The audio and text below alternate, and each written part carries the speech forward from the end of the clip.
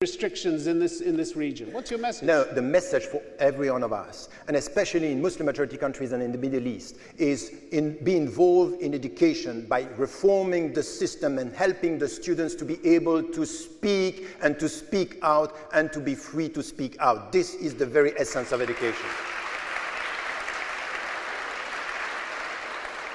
Tariq Ramadan, thank you very much indeed. And now let me please ask Kevin Watkins to speak against the motion. Well, I'm starting off by wondering whether Dennis and Tariq have turned up for the wrong debate. The proposition that we're discussing is that education is worthless without the freedom of speech. Bear that word in mind, worthless. It means no value, worth nothing. If something is worthless, you can just give it up. Somebody can take it away from you. Now, I say to all of you in this audience who are studying, maybe in countries that don't have freedom of speech, is your education worthless? Would you give it up? Does it mean nothing to you?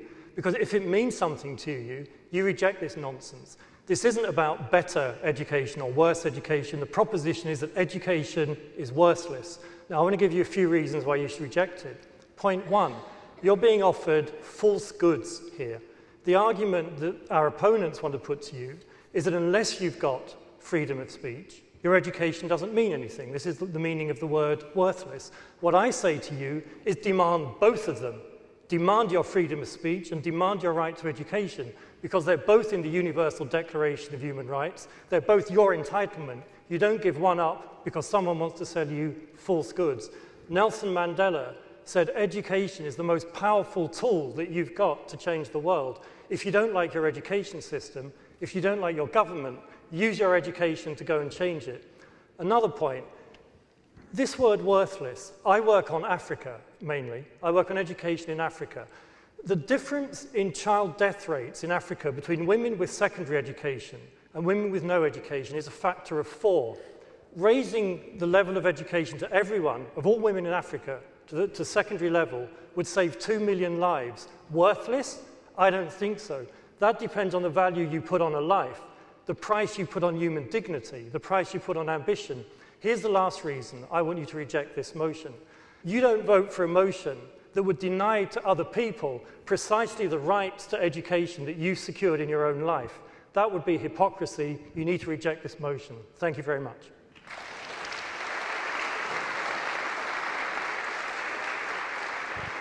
Kevin Watkins, thank you very much indeed. Isn't it all very well for you to say demand your freedom and demand your education at the same time? Easy for you to say, not so easy for them, is it? Well, people do fight for their rights. You know, they're not going to get both, are they? I mean, be realistic. They're not going to get both. Well, let's get realistic. Kids in the Middle East at the moment, are they going to get it? Let me answer the question. Kids in Soweto in the mid-1970s fought against apartheid. That was school kids who led that struggle. If Dennis or Tariq had been advising them, they would have said, no, don't fight for the right for a decent education. Wait until somebody gives you the freedom of speech. But you know from the report that you've worked on as well, the Arab Knowledge Report, that in many cases the education that is available in this region is not an asset, it's an obstacle, isn't it? It's absolutely shocking. And that is why all of us should be working to change it. It's why students here, as Tariq rightly says, should have the courage of their convictions and work for change. It's why my organisation should be far more vigorously engaged in debates for change and trying to promote And what change. does it say to you that not one Arab university is in the world's top 100? That their education is valuable? Is it leading them in the right direction? Is this a valuable education? If you're asking me whether all education in Arab states should be wrapped up because it doesn't meet certain standards that we would all like to see it meet, the answer is no. We should be fighting to improve it. There are plenty of universities in the UK that I would say produce pretty shoddy goods in terms of what they deliver to students. Do I want to close them down? No, I want to improve them. What about Saudi schools that were recently in the news in the UK, for instance, for putting out textbooks? One of the textbooks asked children to list the reprehensible qualities of Jewish people, for instance. Another text asked what happens to somebody who dies who is not a believer in Islam. Look, Tim, hellfire, the answer is given. Tim, is that part of a valuable education process You're or hanging not? the wrong charges on me. You know, my organisation works across the world for developing curricula, working with progressive scholars and educators to challenge exactly but do you think that is part sort of a of valuable poisonous education attitude. system? Do I think it's valuable to poison the minds of young kids? Absolutely not. Of course not. It should be stopped. So it should be stopped an education tomorrow. process that is not if valuable, that case worthless that then. you cite is correct, the Saudi government should be ashamed of itself. It should take those books out of circulation, and it should get its act in order and do it differently. All right, Kevin Watkins, thank you very much indeed. I'm going to throw this open now. It's time for you, the audience, to put your questions. This House believes education is worthless without freedom of speech. That's the motion we're discussing tonight. Gentleman in the second row, thank you. Welcome, ladies and gentlemen. Where are you from, please? I'm from Qatar. So, ladies and gentlemen, my question is, since I'm 15 years old, when do you think we should bring debates in schools? Tariq Ramadan, would you like to take that? Yes, I think that you are 15 years old, and I think it's already time, and you are a good example of what should be done and to promote that. The point, let me just say something about this question. We are not here talking about the value of education. We all agree on what you are saying.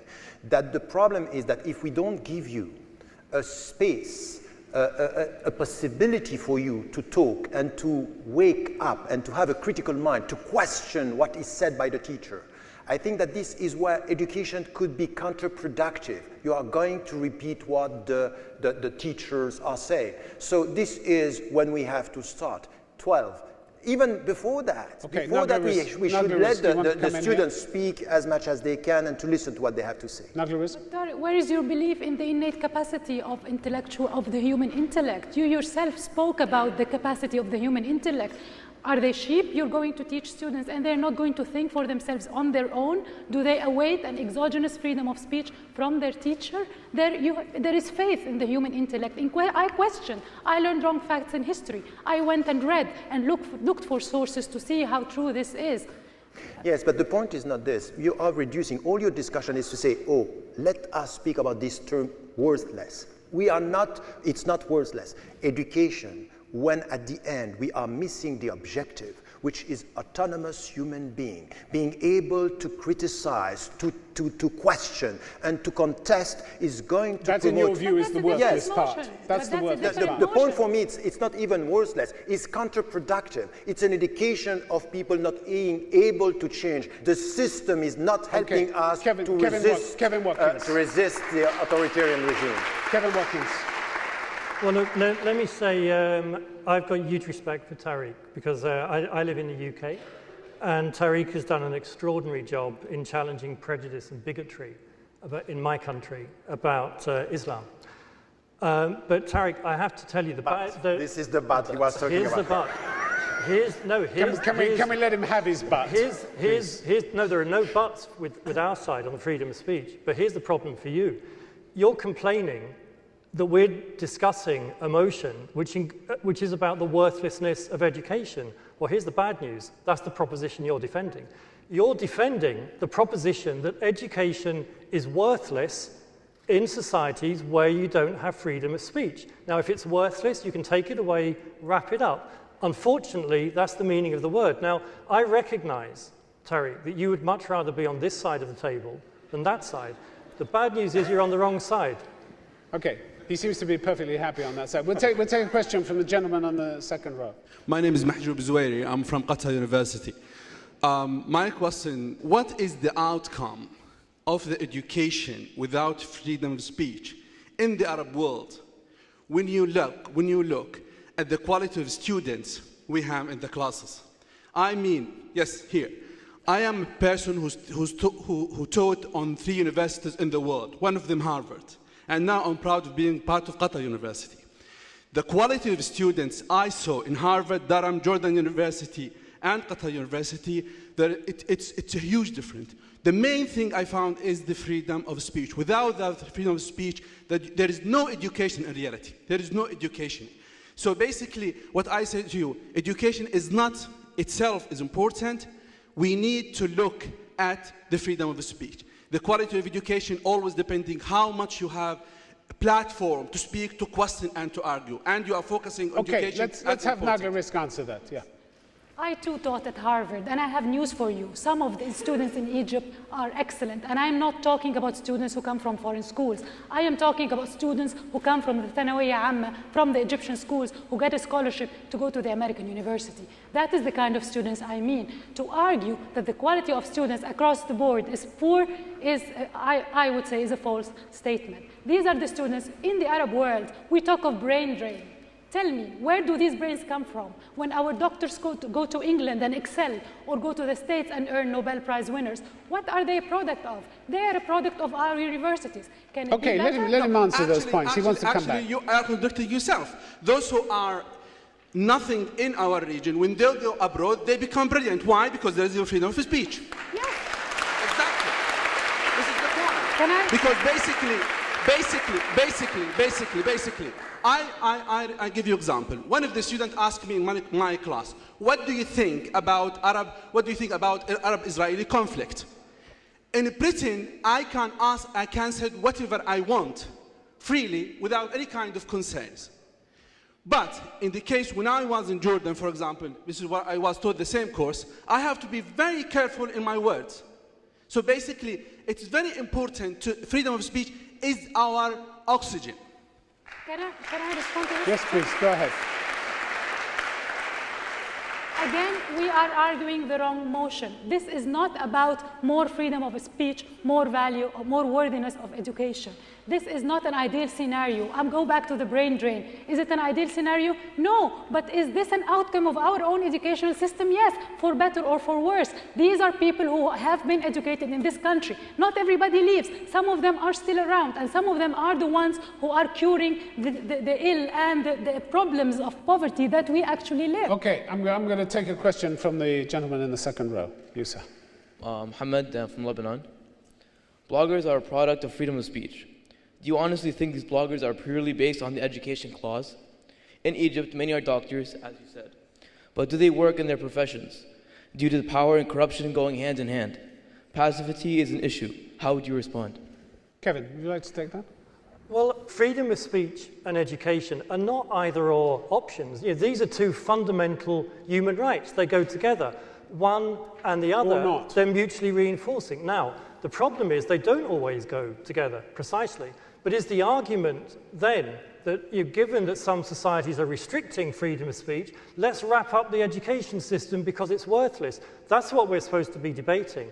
And I have to tell you, if you think of images of protest down the years, how many times has it been students who are on the front line challenging dictators and autocrats? Now, we all have to fight every day for freedom of speech. It's an absolute given. Freedom of speech without education is diminished on both sides of the equation, but these are not either-or options. Tariq Ramadan, you want to come in there? Look, why I'm on this side of the panel and against what you are saying. Once again, you keep on repeating education is worthless and we have to wrap up. This is not what we are saying. Of course, education is good, but now, without the objective of education and to be radical on the fact that we want an educational system helping our students and our kids to be critical and to challenge the system, we are not going to change anything in the Muslim majority countries and help our students to be critical in the West as well. This is the nature, the quality of education. And you keep on repeating about the fact it's worthless. It's the quality of education which is at stake here. Then I'll go to Dennis Hayes. What I keep repeating is merely the proposition that you're defending. Now, you can shift the goalposts as much as you want. The proposition that you're defending is that education is worthless without freedom of speech. I believe in the quality of education. It is. I believe in the freedom of speech. Dennis Hayes, do you want to come in here? So let's just be clear about the proposition that Tariq is asking you to fight. Brief point. Given that education is worthless in Saudi Arabia, Qatar, Kuwait, a few other places, Democratic Republic of Congo, Sudan, let's wrap up the education system. Because the word worthless means no value. No value means that when it's taken away, you don't miss it. Okay. This is a proposition to violate the basic human right to education. Okay, Dennis Hayes, come in. In answer to the 15-year-old who asked the question, really important one, it's never too early to start debate. and you can start it in your schools. And one thing you'll learn if you have debates for and against, every teacher should be doing, and I would blame the teachers, by the way, rather than the students, because they should be giving you the space to debate. And if they don't, you set up debates of your own. And then you won't do what the opposition have done, is play with words and change the meaning of the motion. It just doesn't mean what they said. Behind your view is a very... Behind your view is a clear view that somehow you pack information into students and one day they'll pop and burst into freedom of speech and criticality and change the world. It's not going to happen. They'll just become blocked like a drain. Right? Information is no good. It's the illusion of the information age that you just give people information without critical thinking. So what's the message?